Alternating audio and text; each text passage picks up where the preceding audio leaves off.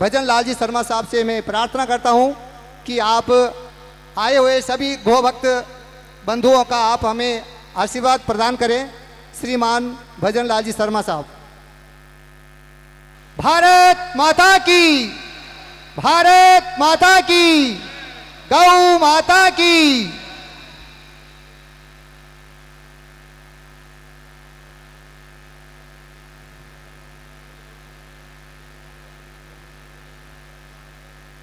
बोलिए गिरिराज धरण की, उसी की कृपा हो रही है। ये गौ माता की कृपा है। एक बार गौ माता के नाम जोरदार ताली बजाइए सभी। ये गौ माता का आशीर्वाद मिल रहा है जो हम यहाँ सभी हैं उनके लिए।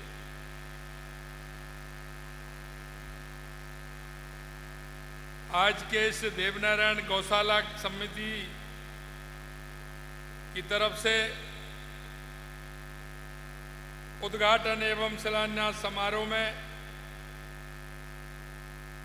मंच पर विराजमान परम पूज्य राधा कृष्ण जी महाराज साहब,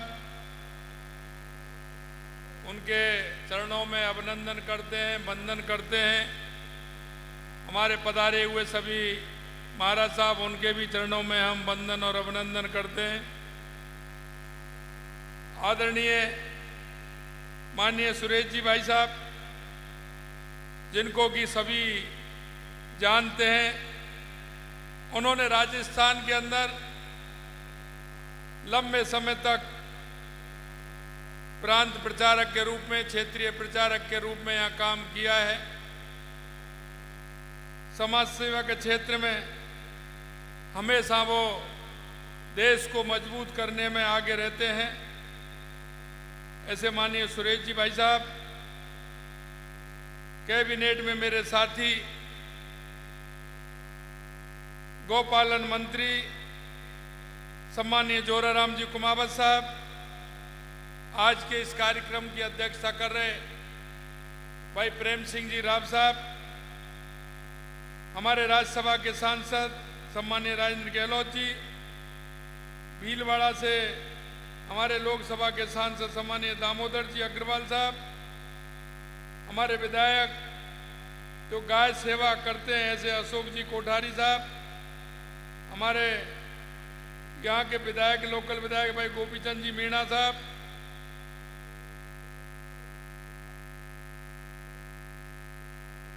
माननीय निम्माराम जी भाई साहब, क्षेत्रीय प्रचारक माननीय मुरली जी भाई साहब, प्रांत प्रचारक भाई उदयलाल जी भड़ाना साहब, एमएलए लादूलाल जी पितलिया साहब, बीरेन जी कानावत साहब, हमारे पार्टी के जिला अध्यक्ष प्रशांत मेवाड़ा जी, हमारी जिला प्रमुख बरजी देवी जी, एवं इस कार्यक्रम में आए सभी वो समाज के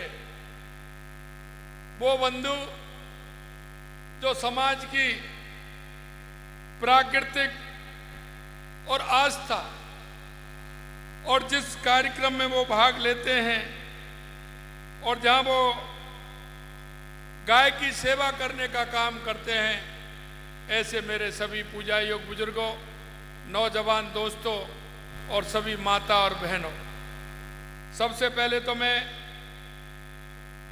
यहाँ विराजे चार भुजा नाथ जी के चरणों में प्रणाम करता हूँ और एक बार आपसे भी कहता हूँ, जोर से बोलिए चार भुजा नाथ जी की, चार भुजा नाथ जी की। क्योंकि ये मेवाड़ का ऐसा आस्था का केंद्र है, जन जन की आस्था का केंद्र है और यहाँ मेवाड़ पर उनकी जिस तरह से कृपा रहती है, यहाँ के लाखों श्रद्धालु उनके दर्शन के लिए आते हैं और उनके अंदर अपार श्रद्धा है।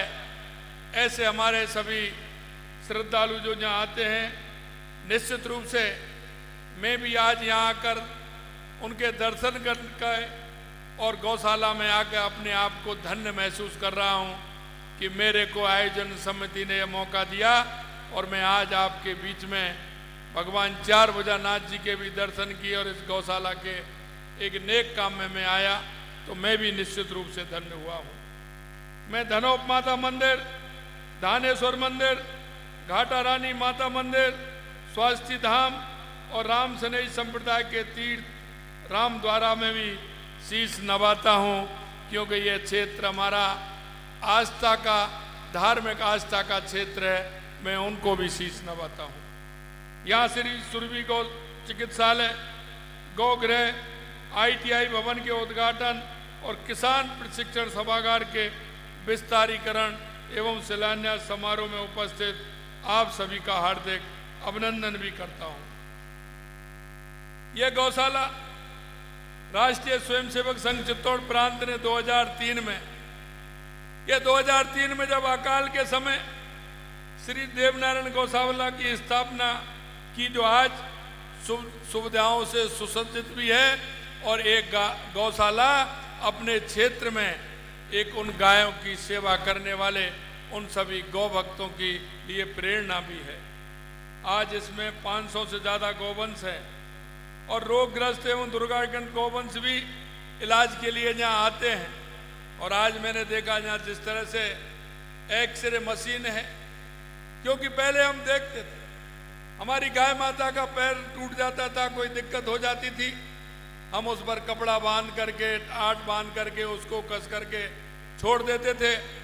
वो महीने में, 1.5 महीने में, 2 महीने में, 3 महीने में सही होती थी, हमारी गाय माता दुख पाती थी।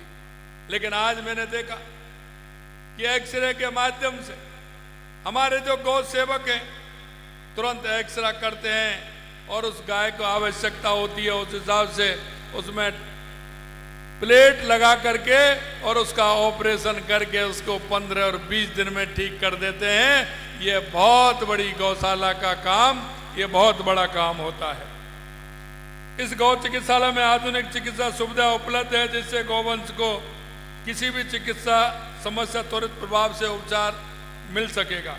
मुझे ये देख करके खुशी हुई कि गौशाला की देखभाल, पोषण, इलाज की व्यापक इंतजाम यहाँ किए गए हैं। मैं इस अवसर पर समाज के उन सभी स्वयंसेवकों को, दानदाताओं को, प्रबंधकों को भी धन्यवाद देना चाहता हूँ, जिनकी मेहनत और समर्पण से ये गौशाला का संचालन ठीक प्रकार से हो रहा है। हमारे प्रदेश के कण-कण में भगवान कृष्ण बसते हैं। गौ माता से भगवान कृष्ण का जो लगाव है उसके बारे में आप जानते हैं। भगवान कृष्ण ने, क्योंकि वो गौचर भी थे, गाय चराने वाले थे, गायों के लिए जब देखा कि इंद्र भगवान कुपित होकर के वर्षा कर रहे हैं, तो भगवान कृष्ण ने गिरिराज पर्वत को उठा करके हम जन की भी सेवा की और गौ की रक्षा करने का काम भगवान कृष्ण ने किया था। मित्रों, मैं कहना चाहता हूं, मैं जिधर जाता हूं लोग कहते हैं कि साहब बारिश अच्छी हो रही है। अरे आप गौ भक्त हो इसलिए बारिश हो रही है, यह गौ माता की कृपा है इसलिए बारिश हो रही है। गौ माता का सनातन संस्कृति में हमेशा ऊंचा स्थान रहा है। हमारी सनातन संस्कृति में छोटे छोटे अनुष्ठान से लेकर बड़े बड़े आयोजनों में हमारी गाय माता का बहुत बड़ा योगदान है। हमारी गाय माता की पूजा होती है और अगर गाय माता की जिस घर में पूजा होती है वो घर बढ़ता ही जाता है और गाय माता ऐसा आशीर्वाद देती है कि वो घर आगे ही बढ़ता है, कभी पीछे नहीं होता है। क्योंकि अगर घर में गौ माता होगी तो आदमी गाय का दूध पिएगा, घी खाएगा, दही खाएगा, तो व्यक्ति स्वस्थ रहेगा। स्वस्थ रहेगा तो उसके मन में काम करने की कल्पना भी स्वस्थ होगी, क्योंकि मन स्वस्थ होता है, शरीर स्वस्थ होता है तो मन स्वस्थ होता है, और मन स्वस्थ होता है तो उसका काम भी स्वस्थ होता है। ये हम सभी जानते हैं, क्योंकि उसके गोबर से और गौमूत्र से भी हमारा घर पवित्र होता है। और आपने देखा होगा कि उसकी गौमूत्र की कितनी उपयोगिता है। हमारे जोरा राम जी ने आपको बताया है। हमारे घरों में प्रतिदिन जो चूल्हा जलता है जिससे खाना बनता है, पहले गौ के कंडे से जो खाना बनता है और गाय का, क्योंकि हवन में भी गाय के गोबर वाले कंडे काम में आते हैं, उससे वो वातावरण बनता है, उससे जो वायुमंडल है वो वायुमंडल शुद्ध होता है और गाय का गोबर प्रदूषण को समाप्त करने का काम करता है।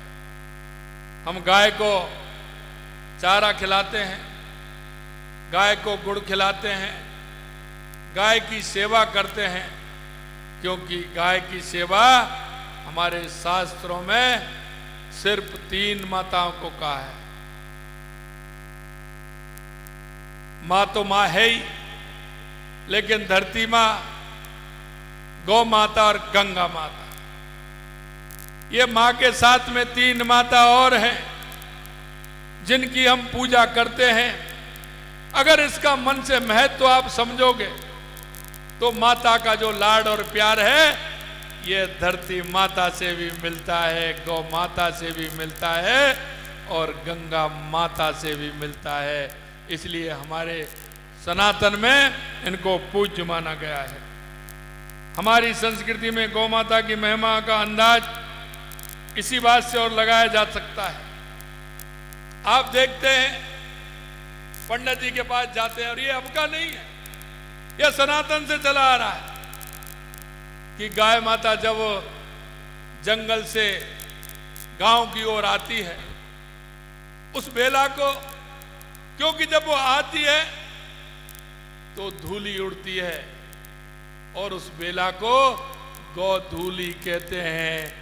जब पंडित जी व किसी के फेरा नहीं निकलते हैं, समय ठीक नहीं होता है, तो क्या कहते हैं, गौधूली में फेरा पाड़ लेना, आपकी 9 10 सिद्ध हो जाएंगी। अब आप देख लीजिए कितना बड़ा महत्व है, कितना बड़ा महत्व है कि गौधूली के अंदर अगर कोई भी हम शुभ काम करेंगे तो वो शुभ काम अच्छा होगा। ये भी हमारी संस्कृति में आता है कि गौधूली बेला बहुत ही शुभ मानी जाती है। गाय का महत्व भारतीय जनमानस में सदियों से रचा बसा है। गाय और पूरे गौवंश को हम आस्था और श्रद्धा के रूप में देखते हैं। गौवंश की महिमा अपार है। आर्थिक समृद्धि, कृषि, आयुर्वेद, आधार और पर्यावरण के क्षेत्र में हमें सभी जगह इनका लाभ मिलता है। हमारे अनेक पर्व सीधे गौवंश के लिए, आपने देखा होगा 2-3 त्योहार तो हमारे इसी के मनते हैं। गोपाष्टमी हमारी होती है और गोवर्धन पूजा भी होती है। और गोवर्धन पूजा के दिन हम गाय को आराम से धुलाते हैं, उसकी सेवा करते हैं, नए उसके गले में नया बना करके उसकी अच्छी तरह से सजाने का काम करते हैं। कितनी बड़ी सेवा होती है और उसको हम पूजते हैं। वो हमारे जीवन का आधार होती है और हर पल हमारे जीवन का आधार होते हुए गाय माता जो हमको शकुन देती है और हर क्षेत्र में हमको, चाहे आर्थिक समृद्धि हो, कृषि हो, आयुर्वेद हो, चाहे हमारा पर्यावरण के क्षेत्र हो, सब में उनका उपयोग होता है। हमें भी गाय के प्रति अपनी जिम्मेदारी को समझना है, उसे निभाना चाहिए। हमारी जिम्मेदारी है गौ माता की देखभाल हम ठीक प्रकार से करें। और आप करके देख लीजिए, अगर आपके पास गाय है तो सुबह जाइए, गाय माता के दर्शन कीजिए, उसके पैर छूइए और उसकी जो पूंछ होती है अपने सिर पर लगाइए और देखिए आपका दिन कैसे होता है और आपके घर में समृद्धि कैसी आती है। जहां आप परेशान होंगे, घर में बीमारी होगी, अब आप कहेंगे ये मैं बता रहा हूं, गाय की सेवा का महत्व बहुत बड़ा होता है। हमारी सरकार गौवंश संरक्षण गौपालक की सहायता के लिए सभी जरूरी कदम उठा रही है। हमने 1 लाख रुपए तक का ब्याज मुक्त ऋण उपलब्ध कराने के लिए गौपालक क्रेडिट कार्ड देने का काम किया है। जिसके घर में अगर 1 या 2 गाय होंगी, 3 गाय होंगी, हम जैसे खेती का क्रेडिट कार्ड मिलता है, ऐसे हम गौ पालक क्रेडिट कार्ड देने का काम करेंगे और 1 लाख रुपए का कार्ड मिलेगा। और इसमें एक बात यह भी है कि आप सबसे पहले हम जाते हैं कहीं भी, हमारे रिश्तेदारी में जाते हैं तो हम क्या पूछते हैं, खेतीबाड़ी कैसी है साहब आपके यहाँ, बताइए। किसान का काम तो यही है ना, बताइए साहब खेतीबाड़ी कैसी है। पहला प्रश्न तो ये पूछते हैं, बोलते बहुत अच्छी है साहब, बारिश अच्छी हुई है, अच्छी खेतीबाड़ी है। दूसरा क्वेश्चन क्या होता है, घर में दूध बूध हो रहा है कि नहीं हो रहा है, यही पूछते हैं ना, दूध बूध हो रहा है कि नहीं हो रहा है। अरे किसानों आप तो यही पूछते हैं ना, हैं? पहले खेती की पूछते हैं, फिर दूध की पूछते हैं। तो मैं आपसे कहना चाहता हूं मेरे किसान भाइयों, ये इसीलिए, और उन छोटे बालकों के लिए, बालिकाओं के लिए, जो छोटे बच्चे घर में रहते हैं, अगर किसी के घर में दूध नहीं है तो ये गौपालक कार्ड इसीलिए है कि 1 गाय 2 गाय लाइए, घर में गाय रखिए, जिससे कि बच्चे भी स्वस्थ रहें और आंगन भी स्वस्थ रहे। इसलिए गौपालक क्रेडिट कार्ड हमने दिया है, जो बच्चों ठीक प्रकार से रह सकें, स्वस्थ रह सकें, मस्त रह सकें। हमने प्रदेश में गौवंश संरक्षण के लिए संवर्धन की दृष्टि से पंजीकृत गौशालाओं को, जैसा कि हमारे मंत्री जी ने बताया, अनुदान में 10% की वृद्धि भी की है। प्रदेश के 100 गौशालाओं में हमने इसलिए, क्योंकि आप देखते हैं अगर गौकाष्ठ अगर किसी को मिलेगा तो वो दूसरा ईंधन कोई नहीं खरीदेगा। हमने इसलिए 100 मशीन निःशुल्क उनको देने का काम किया है, जिससे हमारी गौशालाओं में ठीक गौकाष्ठ बन पाए और उसका उपयोग ठीक रूप से हो पाए, जिससे कि हमारे वायुमंडल में किसी भी तरह का कोई प्रदूषण नहीं हो। हम प्राकृतिक प्रदूषण किसी प्रकार का करने के लिए, हमने पर्यावरण को बढ़ावा देने के लिए हमने 100 गौशालाओं में गौकाष्ठ मशीन उपलब्ध कराने का काम किया है। लोगों के उत्थान के लिए हमारी सरकार निरंतर काम कर रही है। हमने बजट में शाहपुरा के लिए पूरा ख्याल रखा है। हमने शाहपुरा में सड़कों का बेहतर बनाने का संकल्प लिया है। हमने कासौरिया, कावलियाबाद, डाबला, खामोर, बलदरगाह सड़क का निर्माण कराएंगे। 9 चौक से चामुंडिया चौराहे तक हाई लेवल पुल पर डिवाइडर समेत अप्रोच सड़क का निर्माण कार्य कराने का काम भी हमने किया है। यही नहीं, डियास, पनौतिया, देवरिया, धनोब का कैरोट सड़क का निर्माण और खारी नदी पर हाई लेवल ब्रिज एवं सीढ़ी वर्क का भी काम कराया जाएगा। ये भी हमने यहाँ के लिए किया है। राजकीय चिकित्सा देवली से पूचलपाड़ा माता जी के मंदिर तक सड़क चौड़ाईकरण में नाला डिवाइडर सीसी सड़क का निर्माण कराने का काम भी किया है। त्रिवेणी चौराया जहाजपुर देवली रोड का उन्नयन का कार्य कराने का भी काम किया है। सरसिया से भूबार तक सड़क का चौड़ाईकरण सुदृढ़ीकरण का काम भी हमने बजट में लिया है। हमने शाहपुरा के औद्योगिक विकास के लिए पीपलूद में औद्योगिक क्षेत्र स्थापना करके, इसके अलावा पंडेर में औद्योगिक पार्क स्थापित करने का काम भी हमने बजट में लिया है। हमने शिक्षा के क्षेत्र में अग्नि बनाने के लिए जहाजपुर में कन्या महाविद्यालय खोलेंगे। कोटरी में नवीन महाविद्यालय की स्थापना की जाएगी, ये भी हमने किया है। जहाजपुर में जनजाति छात्रावास और सरसिया में जनजाति बालिका छात्रावास का निर्माण कराया जाएगा। हमने बजट में चिकित्सा सुविधाओं को बेहतर बनाने का भी पूरा ध्यान रखा है। सामुदायिक स्वास्थ्य केंद्र जहाजपुर को उप जिला चिकित्सा में क्रमोन्नत करने का काम किया है।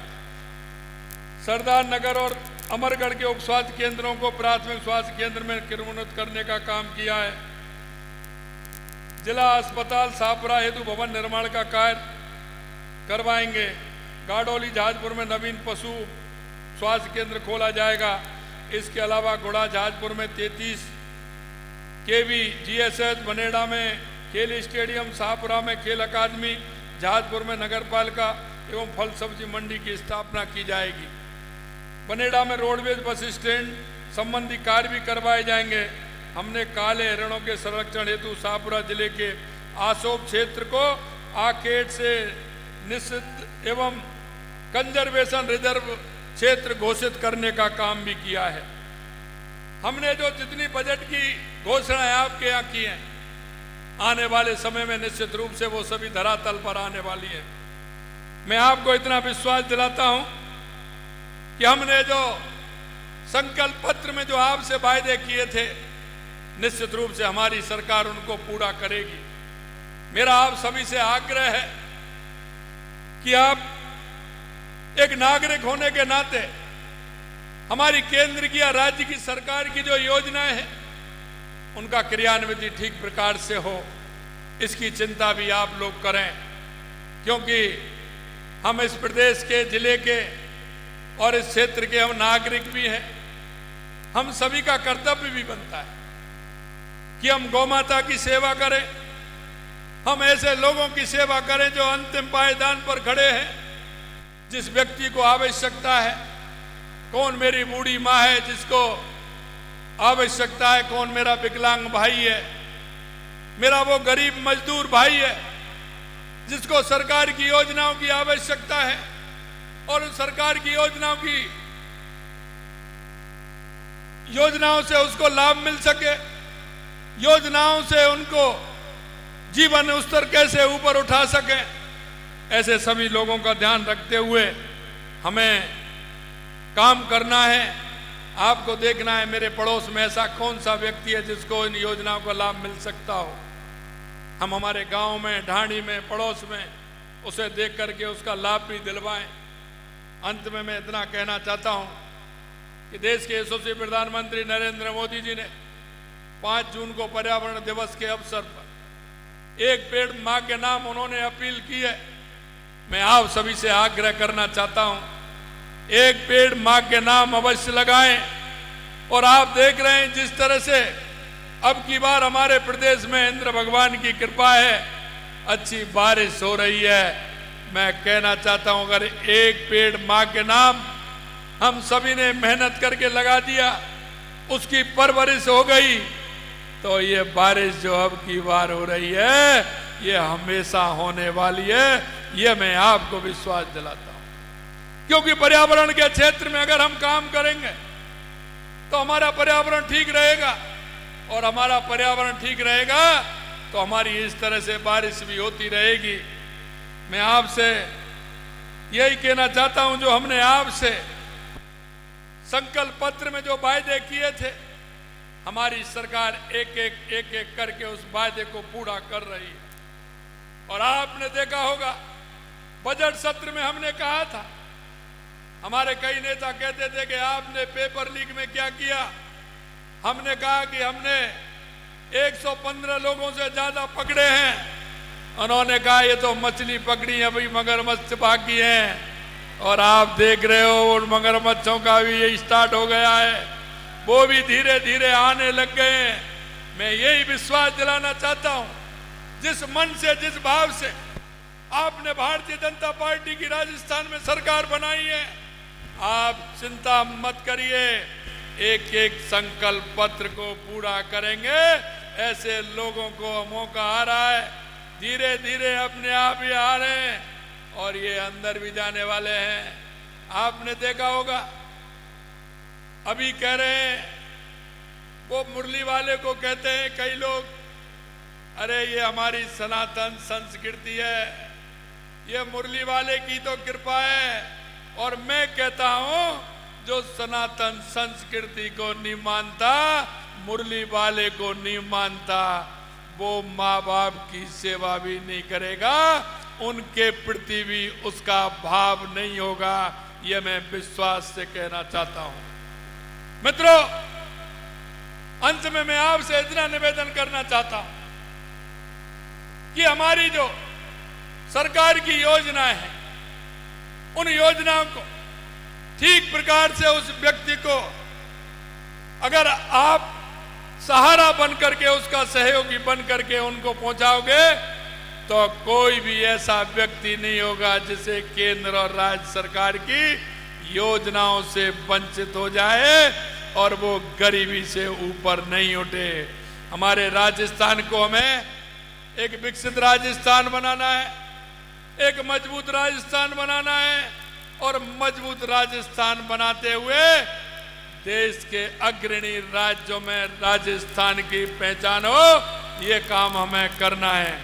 भीलवाड़ा के अंदर जो हमें आवश्यकता थी, जो हमारे जनप्रतिनिधियों समाज से जो हमारी मांग थी, हमने कोशिश की है कि भीलवाड़ा के अंदर उन सारी मांगों को पूरा करने का काम हमारी सरकार करेगी, जिससे कोई भी व्यक्ति को किसी तरह की परेशानी नहीं हो। अंत में मैं इतना ही कहना चाहता हूं, क्योंकि जो हम मन में सोचते हैं, अच्छा सोचते हैं तो अच्छा विचार आता है, और गलत सोचते हैं तो गलत विचार आते हैं। हम अच्छा सोचते हैं तो ऊपर वाला भी हमारी मदद करता है। और देख लीजिए आप, मैंने कहा था आते ही, मैंने कहा आप चिंता मत करिए, कार्यक्रम प्रारंभ होने से पहले बारिश आ जाएगी, ये निश्चित मानिए। और आप देख रहे हो लगातार बारिश हो रही है। हमारे सभी बांध, ये मैं सूचना देना चाहता हूं, 2-3 बांध रहे राजस्थान के, वो भी 2-4 दिन में भर जाएंगे।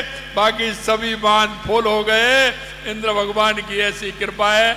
आप सभी लोग इस कार्यक्रम में, इस मौसम में इतनी बड़ी संख्या में आए हैं, निश्चित रूप से मैं आपको दिल की गहराइयों से बहुत बहुत धन्यवाद ज्ञापित करता हूं। आप सभी को बहुत बहुत धन्यवाद। जय हिंद, जय भारत, जय राजस्थान, जय गौ माता।